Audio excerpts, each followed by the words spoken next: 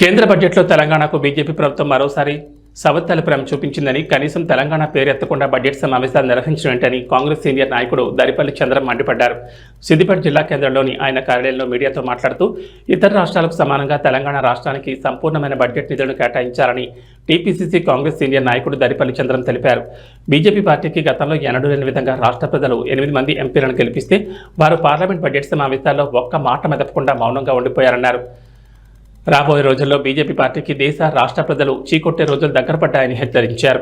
ఈరోజు రాష్ట్రంలో కేంద్రం తెలంగాణ రాష్ట్రాన్ని గతంలో కూడా ఎన్నడూ కూడా బీజేపీకి ఒక్క సీట్ ఇవ్వకుండానే ఉన్న తెలంగాణను ఈసారి మనకు మంచి బడ్జెట్ ఇస్తారు, మంచి ఆదాయం చేస్తాడు.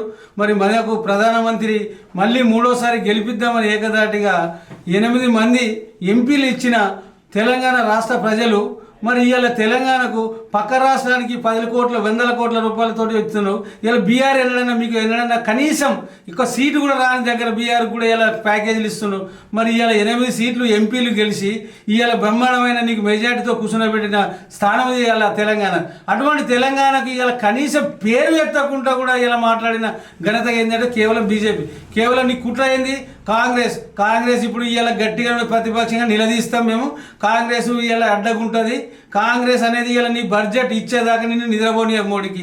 ఇలా మోడీ ఏమనుకుంటుండంటే నేను 3వ గెలిచిన, నేను ఘన విజయం కాల్చిన, నీకంటే ముందుగా అంతకంటే ఘన విజయం కాల్చిన ఎవరు కూడా 3వ ప్రధానమంత్రి అయ్యిండు.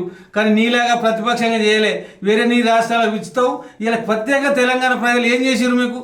ఇలా 8 మంది ఎమ్మెల్యేలు ఇచ్చిర్రు, 8 మంది ఎంపీలను ఇచ్చిర్రు. ఇలా మీకు ప్రభుత్వంలో ఇలా సగం స్థానం ఇచ్చారు.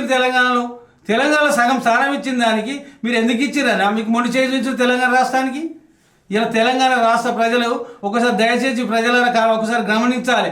ఇలా మోడీ గారి కోసం ఇలా మళ్ళీ ఇద్దాం, మన దేశాన్ని మంచిగా ప్రవేశితం చేస్తాడని చూస్తే ఆనాడు సుంచలి 2014 నుండి తెలంగాణ ఇచ్చిన కాంగ్రెస్ పార్టీ 4-5 సంవత్సరాలు వెనకబడిపోయి ఈసారి తెలంగాణలో కాంగ్రెస్ పార్టీకి అధికారం ఇచ్చారు.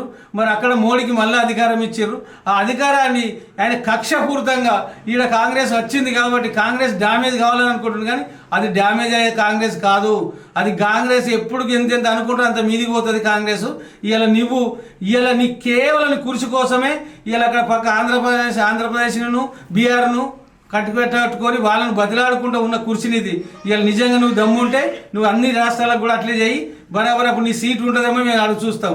ఇలా కేవలం అనుకుంటే ఇలా నీకు నెక్స్ట్ రాబోయే కాలంలో కూడా ప్రధానమంత్రి రాహుల్ గాంధీ ప్రధాని అవుతాడు.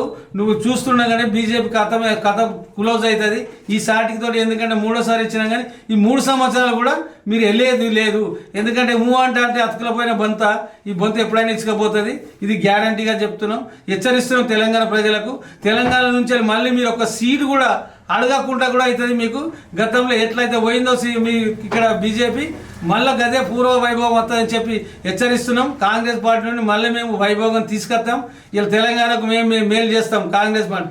ఇలా టీఆర్ఎస్ వాళ్ళు అంటారు మాకు 2 సీట్లు ఎత్తే మేము వైభవం. నీకు 10 సీట్లు ఇచ్చినాడు ఏం చేసినావు? నువ్వు పోయి ఆయన పక్క పోనావు అనుకున్నావు. ఇలా టీఆర్ఎస్ వాళ్ళు మాట్లాడుతున్నావు, అర్థం ఉందా? దయ్యాల వేదాలు ఇచ్చినట్టు ఉన్నది. ఇలా టీఆర్ఎస్